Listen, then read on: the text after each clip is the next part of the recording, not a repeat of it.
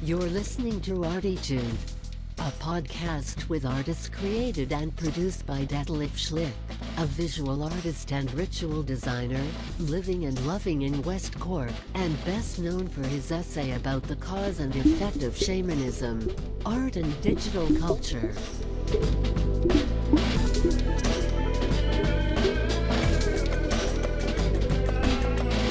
Working in the field of performance, photography, painting, sound, installations, and film, he will dive and discover with us and a weekly creative guest into the unknown and exciting deep ocean of the creative mind. This is Detlef Schlich, and today we dive into the unexpected, deep, exciting ocean of our creative minds, together with Jamie Ashforth. Sorry. It's a common one. Ashcroft, no? Ashcroft, Ashworth, Ashford. I'm something so bad. I mean, I had it now standing on my piece of paper. You know, It's all good. It's okay. Yeah. Hi, Jamie. Hi, Detlef. So we have you here already now in the second part. Thanks for having me. Yeah, thank you for having you. Or thank you for inviting me in your studio. I'm surrounded here by lovely texture prints from Jamie. That's one of her favorite work, and it really looks very. It looks already like an exhibition. It's really nice. I try to make. I probably can't. If I make a panorama, I can't show it to you. So, dear listener, you have to imagine. Yeah, to put a little imagination into your thingy. Yeah, Jamie, so what we're gonna do today, or what we're gonna do now, is I would like to speak about your journey in general in Europe, because Jamie is already since a while on the roads, on a road trip, and I don't know, is it the first time that you're in Europe? No, I've been here Often now. before. Yeah. So she as well. What was quite interesting is she by accident she visited Cologne, which is the city actually where I'm born, and she has a lot of friends there, and we had already a little chat about that. When have you been there? When was that? So I've been twice to Cologne, and the first time was after my first time in Ireland, so the beginning of March. Yeah. Just before lockdown. It was the last place I was It before was lockdown. this year? Okay. And I spent about just over a week and with a couple of dear friends of mine. Yeah. And then I visited them again more recently in the middle of July, which was actually basically I was the last guest before lockdown and the first guest after lockdown. So in between my times in Cologne was the lockdown experience. So okay, so you were during the lockdown in Cologne? No, I was in Switzerland for lockdown, but on either end of lockdown I was in Germany. So you could actually, so restaurants were open, coffees were open. Yep. So the first time it was like a normal life. Yeah. And then the second time restaurants were just starting to open. Bars were just starting to open. Yeah. But it was probably totally different as well already. You had to wear masks. No? Yeah. And that was the first time actually, because in Switzerland when I was there was still no mandate to wear a mask. So Germany in June, July was the first time I had to wear a mask. And so to be in a city, to be on the metro is, you know, the presence of the mask was a lot more obvious in the city because there's just more people. And it was odd. I mean, something I got used to fairly quickly, but in some ways. But it's hard not to be able to see people's faces. It's a little bit science fiction, isn't it? So it's really this dystopian somehow. It's mad. And something about, for me, because of I'm really impacted by color, and I find the black masks in particular just feel like when there's the absence of color, that it feels a little bit like military or something. Yeah, sure. I mean that's can be very intimidating. A black mask, sure. I mean, especially if you're completely in black, you know. So I mean, it soaks the light. And then, of course, like a lighter mask feels kind of medicalized. I mean, there's so many ways of reading into the mask from our other experiences, seeing it whether in surgery or in dental clinic or whatever. Absolutely. And I must say, because I live so remote over here, that I'm not gonna often come into this experience with this mask thing, you know. It's still quite funny if I watch films sometimes, and if people don't wearing a mask in the film, you know, I said, wow, so what is this, you know? So well, and a lot of people saying now they've watched movies and TV series filmed before COVID, and they want to, and people are touching, shaking hands or hugging, and it feels very sort of halting because we're not allowed. And they already want to phone the director and the producer, hey, so wear masks. What the hell? So it's funny. I mean, in a way, it's quick. How adapt. People can get adapt. Yeah, absolutely. Which again, scary.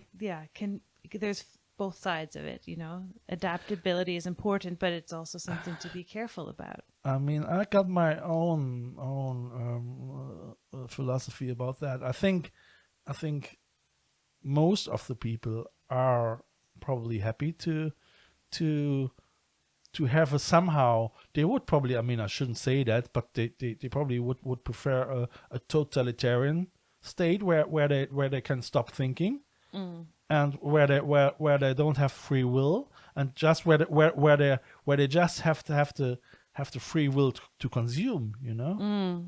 That means, I mean, so the bread and circus thing exists already since we can think, and most of the people are not really critical. I mean, they're happy to work, you know, and then they come back home watching the TV show, having their little dackel. We say in Germany, how is this dog? This little.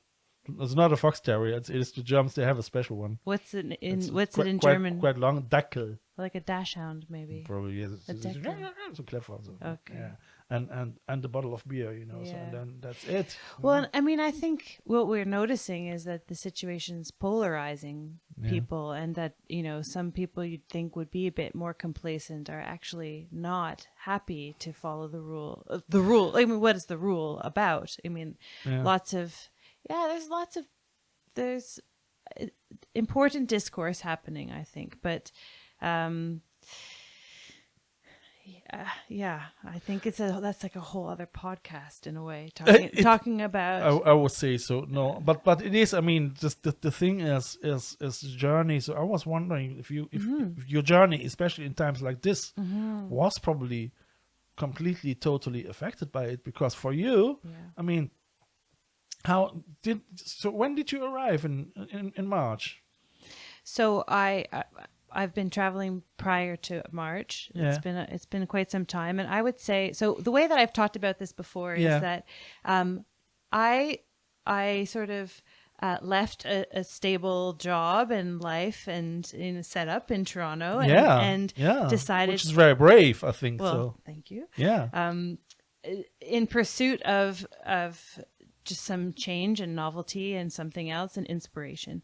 And so I sort of already engaged with a kind of unpredictability, because when you're on the road, as much as you can plan. And I mean, Europe is still quite, it is not Middle America or South America. No. So you're still it's quite organized. Yeah. That's true. But society is organized, but my own planning might not be, right? So, and I've been quite responsive. So opportunities come up and I go for it, or I don't, but I didn't come with an overriding plan. Yeah.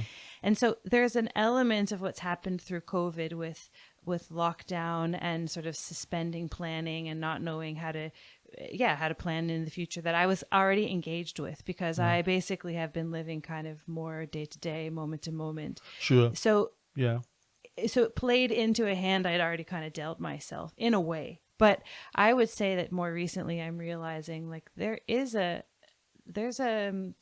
lasting, the impact of this going on for so long it's like a new experience now, like how to manage the lack of there being any end in sight. And I would say I've probably underestimated the impact of not being with with family and friends during during this period, because it's, especially landing in Ireland now. I've been here 5 weeks, and I don't have a close network of people I've known. And it's very for a long remote time. as well over here, and the pubs just open now, and everything is still not normal. No. People are obscure, and people are really So suspicious. on one hand, my life has not been sort of quote unquote normal for quite some time, but I also feel like it opens me. I mean, generally traveling, depends on being open and engaged and curious, but generally people are more closed than they normally would be, right? Because we're all kind of living in a bit more of a heightened fear state, like what's happening and who are you? And all to say, though, that everywhere I've been in Ireland so far has been wonderful and welcoming, but it's definitely a weird time to be on the move. I mean, it will affect the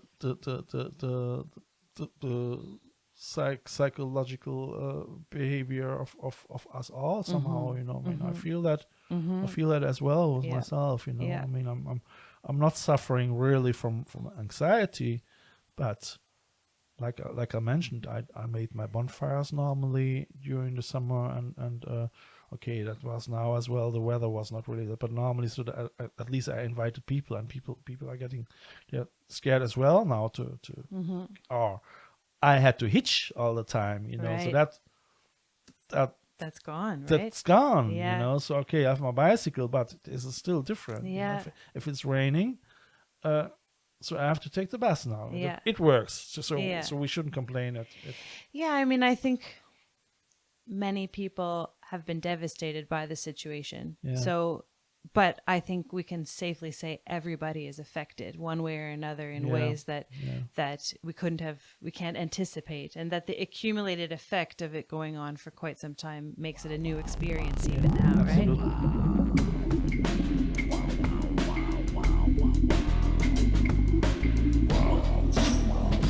Like what you hear so far?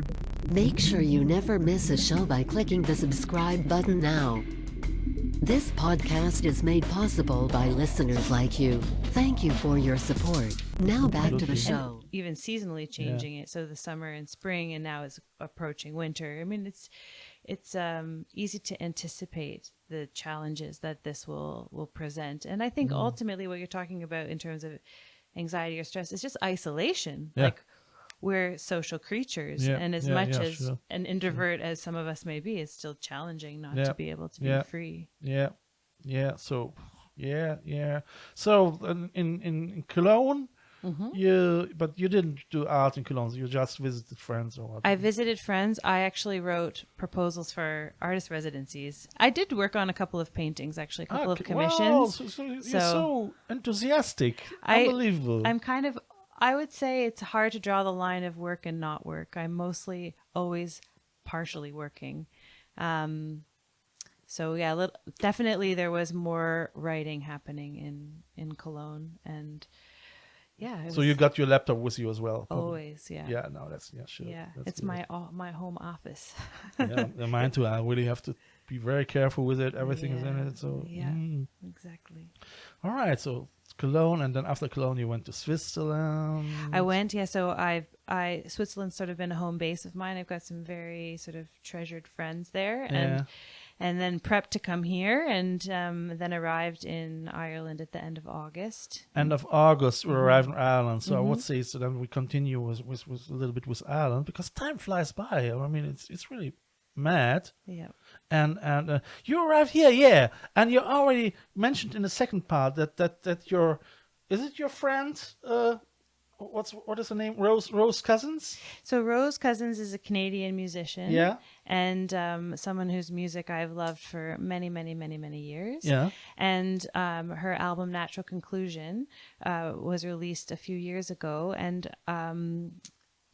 she invited me to basically work on some images for her merchandise. All right. So the process was I read her lyrics and listened to the songs, and then inspired by those two components, produced images as a way of sort of translating the experiences I felt from the music. And I loved the process. I just read out a little bit of this lyrics. I spilled my heart. You watched me bleed. Oh God, I have to wear my glasses here. I'm a thief, and you keep giving to my greed. You're the water to my thirsty seed. I am the lock, and you are the key. That's Rose's lyrics, yeah. I am my own worst enemy. Somehow you stand alone, and you fight for me. Love is a cure and a disease. We are lock and key. Mm-hmm. Always there to break my fall, push me from the highest wall. Still it all makes sense to me. I wait until you call. You're the best and worst of all. Without you, where would I be? We are lock and key. I know sometimes it's hard to see that I'm for you and you were meant for me, but you're the only one who ever set me free. I'm the lock and you are the key. Always there to break my fall, push me from the highest wall. Still it all makes sense to me. I wait until you call. You're the best and worst of all. Without you, where would I be? I pushed you away and now you're all I need. We are lock and key. Lock and key. Lock and key. Yeah. That's nice. It's so strong actually. You know? Yeah. So the lyrics from that song would have inspired the lock and key painting. Yeah. So, and then we talked about that in the first part. So so dear listeners, you can. You should tune in and listen to the first podcast with this series of interviews. But oh, you're learning quick. Yeah, do a little promo. But so basically, I paint two paintings, the lock and the key, directly from those lyrics. And she helped obviously guide the process because there were some images she knew she had in mind, and the lock and key were two of them. So then I was able to paint the lock and the key that I wanted to, but yeah. But that was before, no? That was this not is years ago. Yeah, years ago. So you know her already longer. So that was the first time when you came in contact with her, and I'd known her for time before that, years before that. And she used to play here at the Lewis's. So she's done a number of Ireland tours through Ireland, and so she was a wealth of information when I asked, basically, if I'm in Ireland, where would you suggest I travel? And as I mentioned, she said, you got to go to Ballyhob, you have to go to Lewis's. And so I passed through here in February and went to a show in Lewis's, which was great. All right, in February. Yeah, in February. Before the lockdown, wow. I'm trying to think what the band, I can't remember who it was I saw, but it's a charming little village. Yeah, and it is. So it is, actually. When I saw the call for the residency, I knew I'd be in Ireland anyways, and I feel so lucky to be now at the Working Artist Studio. And I think in times like this, it's good to be here. I mean, you really you can really lay back, can't you? Well, yeah, and I think so. Maybe just to explain a little bit about Working Artist Studio. It's a multi-floored building, and it's run by Marie and Paul, and they're both artists themselves. And so there's this really strong creative spirit in the building. Absolutely. And Tom Weld's exhibition on the first floor and the third floor is this beautiful collection of paintings and drawings. It's great. I mean, I know both Tom, Paul, and Mary from Skibbereen, and they used to have the Working Artist Studio there as well, 10 or 12 years. I don't know. 20 years. Yeah. And they did it. I mean, it's amazing, So they keep the spirit ongoing. Yeah, so, and it's amazing. Well done, Paul and Mary. Well done. And I might have them in another podcast. I think this is I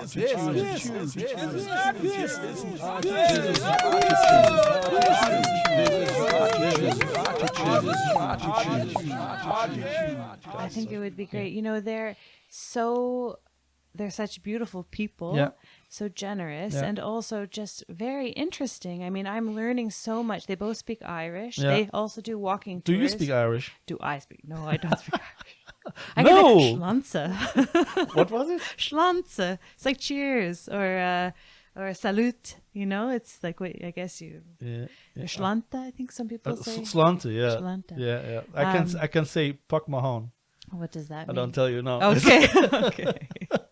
I don't speak it, but I feel like I'm learning a lot about this land and this culture here through them, and it's also so refreshing to be in a community like that. A community of artists, you know? Yeah. I mean, I have communities of other kinds of people, other places, but it's the first time I'm really situated with, other artists. And after your time at the university, isn't it? Yeah, I mean, there have been pockets of time where I've been working in collaboration with other artists. I must say it can help as well to feel not so isolated, and I see that in your work as well. It's I see it's actually very positive. I mean, I was actually, so that's for you. I forgot to give it. Thank you. Because I'm normally, so that's the reason why I'm gonna do the podcast. My work is quite dark somehow. I've researched in transhumanism, and that is really a subject which is completely different, you know. And I love actually positive work like this, you know. And it always comes, the dark element comes into it again. I don't know what it is with me. What's wrong with me? Well, wow. I think it might look positive. For me, the work is sort of the byproduct of some kind of internal excavation. So the process is not always light in getting the work out. Yeah. And I think dark and light always exist together anyways. Sure, yeah. Pleasure and pain, and like I mentioned in your Instagram thingy, tension and release as well. Yeah, I mean, I have to mention, so Jamie has as well on Instagram. It is, what, Jamie? It's Jamie_Ashforth. That's the handle. Yeah. And yeah, I mean, maybe we'll talk about it when we talk more about digital stuff. Yeah, but we can mention it now as well in the second part, because it's been actually a really valuable tool to have the platform. No, I mean, yeah. So we come to that in the third part, but just to let you know that she has an account as well, there. You know. But I was pointing to a book on the shelf, The Post-Human, up there. I haven't read Rosie Bradotti's book. I steal it. No, but I got the book because I've listened to a number of her YouTube or her videos, her lectures, and no, really, I know. So we come to that in the third part. Okay. It is.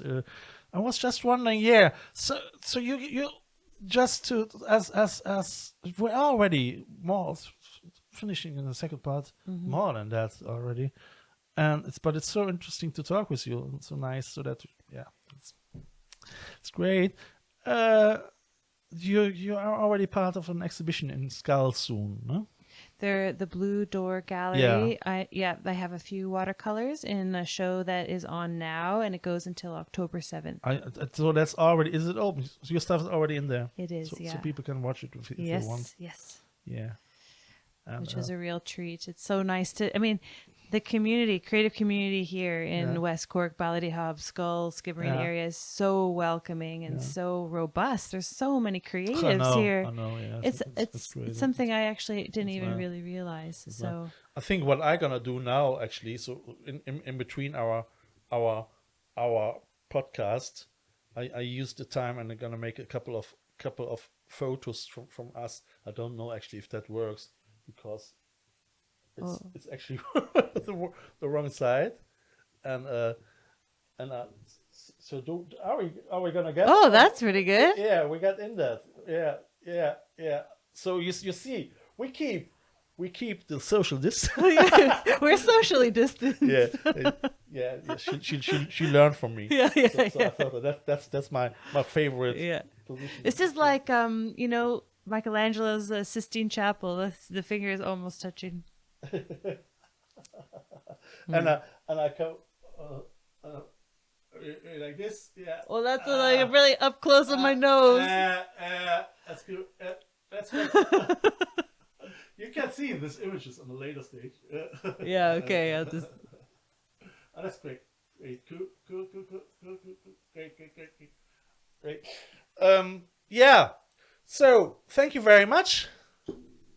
for having you here. No, for having me.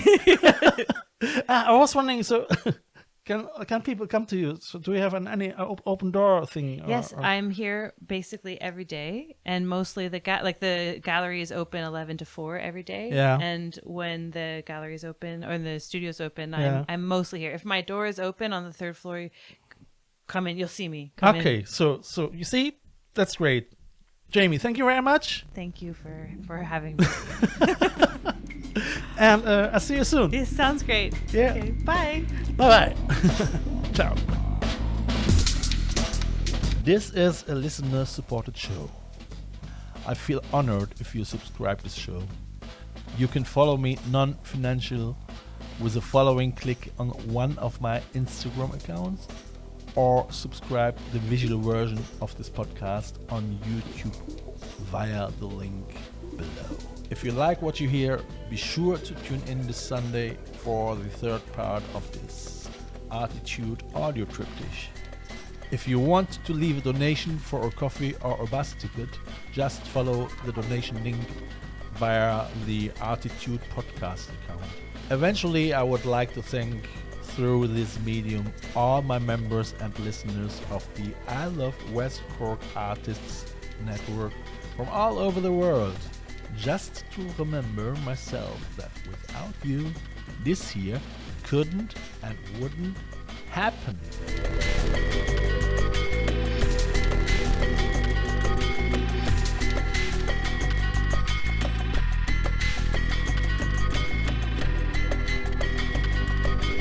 You have listened to ArTEEtude, West Cork's first art, fashion and design podcast. ArTEEtude, never so close again. That was too close.